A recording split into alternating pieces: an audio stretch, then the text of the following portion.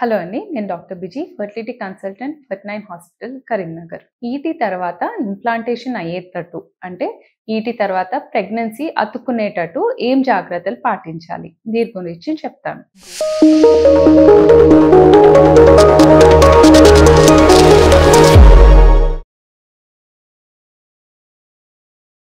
First doctor మీకు prescribe చేసిన medication కరెక్ట్‌గా తీసుకోండి.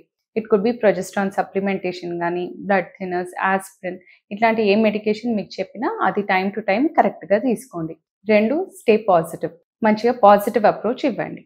Next stay hydrated. Water around 2-3 litres per day తీసుకునేటట్టు చూసుకోండి. Good sleep. Around 6-8 hours of sleep కంపల్సరీగా ఉండేటట్టు చూసుకోండి. డైట్.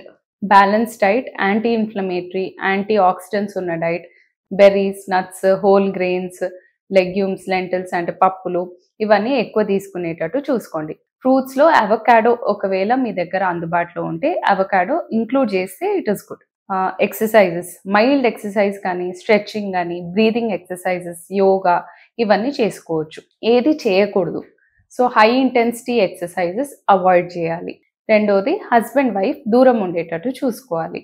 థర్డ్ సోనా కానీ హాట్ వాటర్ బాత్ ఇవన్నీ కొంచెం అవాయిడ్ చేస్తే మంచిది. Thank you.